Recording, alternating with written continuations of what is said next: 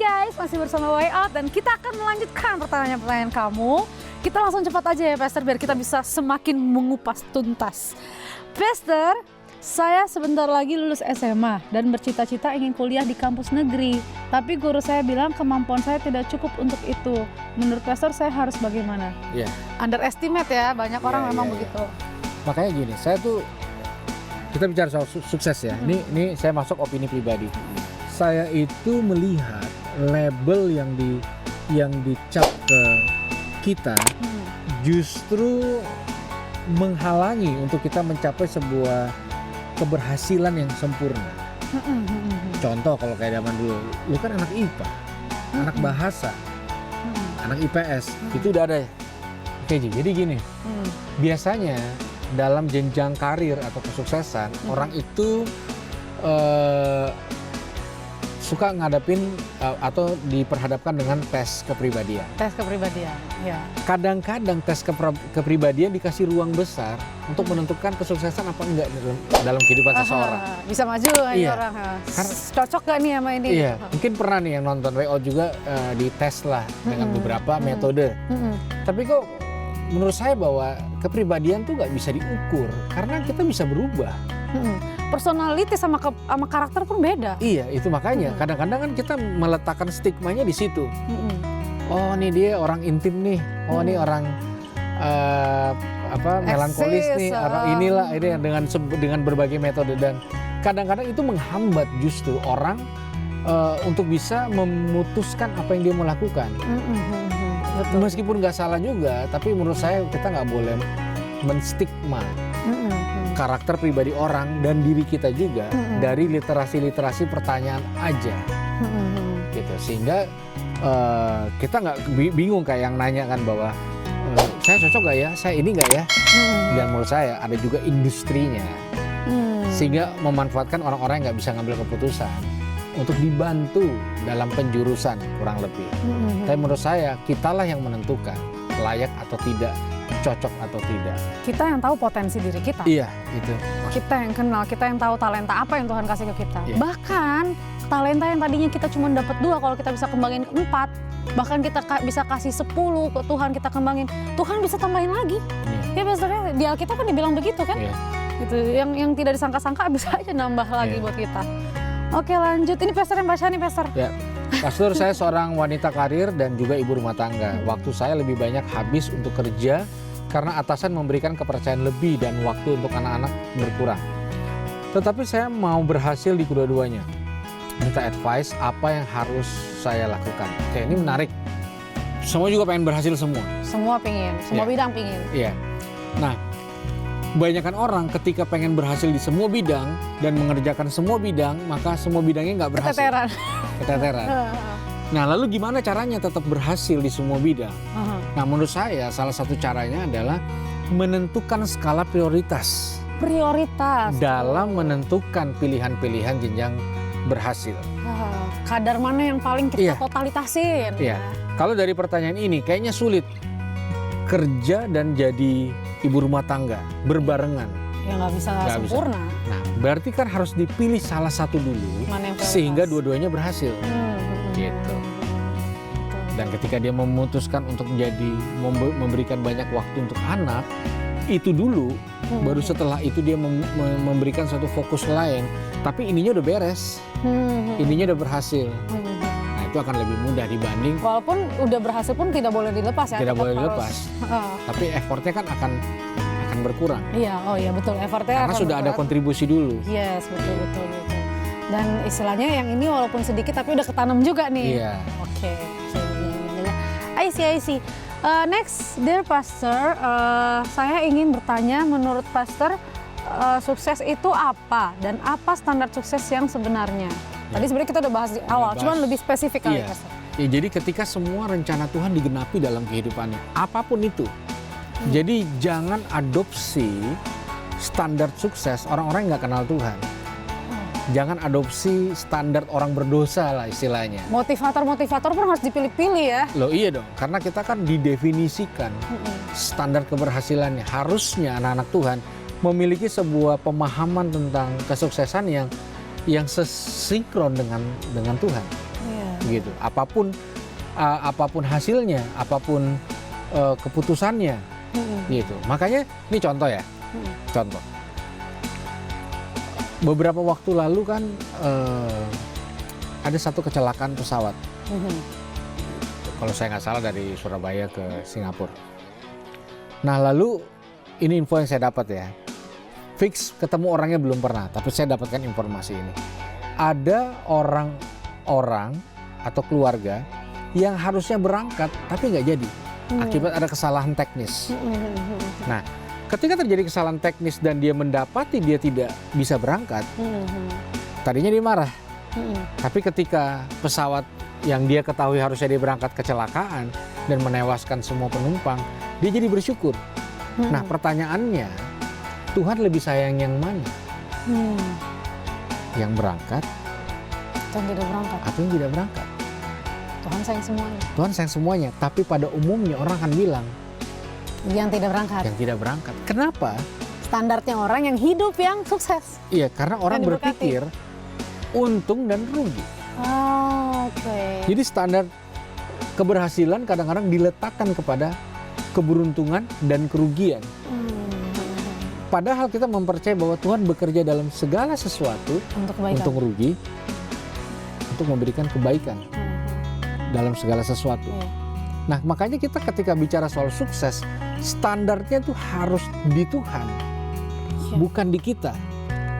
Gitu. Dan ini yang nggak mudah, makanya kita butuh Tuhan untuk membongkar paradigma kita. Satu lagi contoh ya. Berapa tahun lalu ada satu gereja di Bekasi kalau nggak salah, itu dibom. Dan tidak ada yang meninggal, tapi banyak orang-orang yang terluka. Nah, ada satu cerita nih. Ya sekali lagi saya dengar, saya belum pernah ketemu orangnya langsung, tapi saya dengar ini dari beberapa orang. Ada satu orang ibu mau ke gereja tersebut dan dia naik kendaraan umum, dia bilang ke gereja, tapi dia tidak bilang secara spesifik gereja mana. Jadi nyasar. Pokoknya dia gereja aja dan supirnya juga nggak nanya gereja mana. Nah, singkat cerita dibawalah ke gereja yang lain. Marah-marah lah nih ibu. Saya biasanya di sini, kok dibawanya ke sini? Lalu penguninya bilang bukannya gereja sama aja. Oh beda dong katanya. Ya sudah, ibu ini menjalankan ibadah dengan menggerutu. Setelah ibadah dapat kabar ternyata gereja yang harusnya dia pergi ini dibom. Lalu ibu ini sangat bersyukur dan dia kesaksian di mana-mana. Bahkan dia berkata bahwa jangan-jangan pengemudi itu adalah Malaikat. Tuhan yang menolong dia. Nah pertanyaannya, Tuhan lebih sayang yang mana? Ibu ini kah? Atau yang ikut ibadah di gereja itu lalu kena bom? Nah dalam pemikiran pragmatis kita, ya jelas ibu ini dong. Iya, dunia mikirnya gitu. Karena apa? Ya untung, yang ini rugi. Nah kita nggak bisa meletakkan standarisasi untung rugi hanya dari hal apa yang beruntung, apa yang rugi. Gitu. Jadi ketika kita mengalami sebuah kerugian, penundaan, pembatalan, bukan berarti itu jauh dari kesuksesan. Gitu. Ketika Yusuf, ketika dia dapat mimpi jadi raja, abis itu masuk sumur, apakah itu bukan kesuksesan? Nanti dulu. Abis itu dia dijual ke Mesir dan masuk penjara, apakah itu bukan kesuksesan? Nanti dulu, jangan disimpulin. Tahu-tahu dia jadi raja. Berarti ini part dari kesuksesan orang dia jadi raja. Jadi jangan pakai kacamata orang-orang yang Dunia nggak kenal Tuhan. yang tidak kenal Tuhan. Pakailah kacamata Tuhan ya. Motivasi pun harus motivasi yang sesuai dengan Alkitab ya Pastor ya. Ya. Next Pastor yang baca nih panjang nih. The way out. Udah lebih dari 1 tahun sejak saya lulus sarjana, bisa dibilang saya lulus dengan gelar cum laude. Tetapi sampai saat ini saya belum dapat kerja, padahal teman saya non cum laude bisa lebih duluan kerja. Saya merasa gagal saat ini, apa yang harus saya lakukan? Nah itu dia. Memang berat. Berhasil dan gagal ditentukan lewat untung rugi. Standar manusia. Ketika kita udah berusaha, kita udah berjuang, meskipun hasilnya belum kelihatan, ya dari sudut pandang Tuhan, ya itu adalah satu pencapaian. Gitu. Ya, tapi kan saya nggak bisa ngomong gini ke orang tua dan tetangga-tetangga.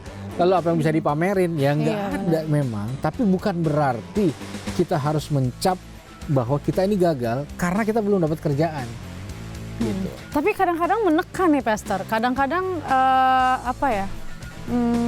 label yang ada di diri kita itu kadang-kadang jadi beban kita dengan tuntutan orang, termasuk mungkin orang tua, sekeliling gitu. Pasti kan kayak mana ijazah lu kan gitu. Itu gimana tuh Pastor? Mungkin dia terbebani dengan itu. Gitu. Makanya orang yang kenal Tuhan lawan dong. Caranya? Iya, kita nggak perlu setuju dan mengadopsi dan mengiyakan satu. Kedua, kita nggak bisa ngikutin. Kamu sedih dong kalau kamu nggak dapat pekerjaan. Oh iya ya, kan saya gagal. Ya udah deh saya sedih. Iya. Sama dalam suku-suku tertentu, pasangan suami istri tetap dikatakan gagal kalau tidak bisa punya anak laki-laki. Iya betul, banyak. Apa itu perempuan? Laki-laki itu baru berhasil. Nah, tergantung kita. Kita mau bergagal-gagal ria. Iya saya gagal, saya bodoh, saya nggak punya masa depan, saya hancur, saya hina. Hanya gara-gara orang bilang gitu. Padahal kan Tuhan yang ngasih kan. Iya, makanya saya bilang hal kayak gini harus dilawan. Karena orang akan datang di depan kita dan berkata, harusnya kamu tuh sedih belum bisa dapat anak laki-laki. Lawan artinya tuh bukan kita ngelawan orangnya ya. Maksudnya lawan pemahaman dan intervensi stigmanya. itu di dalam diri kita. Sehingga kita punya kepercayaan diri, keyakinan kalau apa yang kita lakukan sekarang ini memang waktunya. Waktunya untuk kita mungkin berbenah diri atau mempersiapkan diri ya untuk mencapai kesuksesan tadi. Gitu, Itu pentingnya kita menaruh satu standar. Nih di Alkitab akhir zaman Tuhan itu misain mana kambing mana domba. Ini kan didefinisikan. Mana itu gandum mana ilalang. Iya kayak gitu kan. Anggaplah domba itu yang berhasil. Lalu kambing ini yang gagal. Oke, clear dong. Clear. Kali ini dia memang bermainnya kanan kiri, dua sisi ya, berhasil dan gagal. Lalu murid-murid nanya, yang domba kan sebelah kanan. Apa definisi domba? Apa definisi kambing? Supaya kita bisa ngekor, ngikutin. Lalu dijelasin sama Yesus gini. Ketika aku di penjara, kamu ngunjungin aku. Ketika aku lapar, kamu kasih aku makan. Ketika aku telanjang, kamu kasih aku pakaian. Ya kan? Ketika aku haus, kamu kasih aku minum. Lalu murid-murid tanya, lu maksudnya apa? Terus nih dikeluarin statementnya nih, statement keberhasilan. Siapa yang melakukan pada orang yang paling hina, dia melakukannya untuk aku. Itu dong. Lalu dibalik pembicaraannya, demikian juga dengan kambing. Ketika aku lapar, kamu nggak kasih aku makan. Ketika aku telanjang, kamu nggak kasih aku pakaian. Ketika aku di penjara, kamu tidak mengunjungi aku. Ketika kamu tidak mau melakukan pada yang paling hina, kamu tidak melakukan untuk aku. Jadi bukan untung rugi. Sekarang kalau ada orang lapar, mana yang lebih untung buat kita? Makanan kita berkurang, makanan orang bertambah? Atau makanan orang berkurang, kita yang bertambah? Untung rugi kemarin. Jadi ketika ngomong sukses, untung rugi kita akan dibenturkan dengan kebenaran. Makanya banyak orang gak siap dalam kebenaran, kesuksesan di dalam Tuhan. Karena ini gak mengenai untung rugi. Tapi kerelaan hati. Kerelaan hati dan keindahan cinta. Wow, kerelaan hati dan keindahan cinta. Wow. Yes. Jadi kalau misalkan ditanya mau sukses, kesaksian, yang disaksikan itu adalah kerelaan hati dan keindahan cinta. Itulah di dalam Tuhan. Itulah Pak Paulus tadi. Iya. Jadi aneh tapi nyata. Gimana sih? Gini, cara gampang gimana sih? Waktu kamu lapar, kasih orang lain makan. Kalau lagi kamu butuh perhatian, perhatiin orang lain. Waktu kamu lagi butuh didoain, doain orang lain. Ketika kamu butuh duit, berkati orang lain.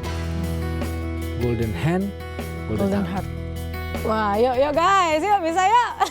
Yuk bisa ya bersaksi golden heart. Jadi saya sejak ikut Tuhan, saya mengalami. Ya atau gini, ya Pak, biar nggak blunder ya. Jadi nggak dipotong aja. Jadi saya bukan mengajarkan teologi penderitaan. Bukan. Maksud saya gini, misalnya bersaksi ya, Shalom, suami saya tidak pulang 3 tahun. Puji Tuhan, sekarang belum pulang. Tapi saya makin cinta Tuhan, saya makin sungguh-sungguh di dalam Tuhan, saya akan makin komitmen. Tuhan berkati. Bukan hasil oriented, tapi proses oriented. Saya belum dapat kerja, puji Tuhan, Tuhan buka jalan. Makin gak dapat kerja saya. Tapi saya makin percaya, saya makin sungguh-sungguh. Dan saya makin serius iring Tuhan. Jadi dia bisa berucap berkat dalam penderitaan. Proses, bukan di hasil aja. Nah sampai hari ini gereja hanya menaruh respek, kebanyakan gereja di hasil. Di hasil. Bukan di proses. Buat saya proses itu hasil. Yes, dan ucap berkat itu hasilnya. Halo Kak, saya mau lulus SMA, ingin lanjut kuliah tapi saya setengah hati karena melihat orang yang sukses malah orang yang tidak kuliah atau di DO dari kampusnya. Menurut Kakak, apakah kuliah menentukan kesuksesan? Oke, mari kita tidak bermain dengan asumsi. Ya, ranah asumsi tidak boleh disimpulkan, termasuk yang dia pikirkan bahwa oh ternyata orang-orang yang DO adalah orang yang sukses. Buat apa saya belajar? Jangan gitu Buat juga. apa? Jadi itu jangan dijadikan sebuah kesimpulan. Nanti akan jadi bingung juga kan bagaimana menentukan Ternyata sebuah pas kamu di DO kamu gak sukses kan? Iya. Nyesel juga ya kan? Mungkin saya tutup dengan ini. Mau lihat diri kita seperti apa 10-20 tahun ke depan? Mudah. Lihat keputusan kita hari ini. Karena keputusan kita hari ini menentukan apa yang akan terjadi 20-30 tahun ke depan. Marji, kita ada hari ini nih, waktu ini di syuting. Kita berdua ada hari ini karena keputusan kita beberapa tahun yang lalu. Yes, betul. Makanya kita ada sebagaimana kita ada. Yes, betul. Nah, akhirnya keputusan penting hari ini itulah yang menentukan. Even belum kelihatan masa depan. Belum kelihatan. Jadi kalau kita ngambil satu keputusan yang baik, yang benar, yang tepat, kita sedang merajut masa depan yang bukan ngawang-ngawang, nyata. Seperti firman berkata, rancanganmu terhadap kamu adalah rancangan penuh damai sejahtera yang memberikan masa depan penuh pengharapan. Jadi pilihlah keputusan untuk beriman kepada Tuhan karena Tuhan sudah menjanjikan masa depan yang penuh dengan pengharapan. Pastor. Dan buat teman-teman semua yang pingin banget memberikan pertanyaan juga tema-tema kepada kami, kalian bisa hubungin kami di sini. We're out, selalu berharap semoga pembicaraan kita bisa benar-benar membantu teman-teman untuk menemukan jalan keluar dan juga menjadi berkat dalam kehidupan kita semua. Masih bersama saya Margaret Siagian dan juga Yeri Patina Sarani. Sampai jumpa lagi di Way Out episode berikutnya. God bless you.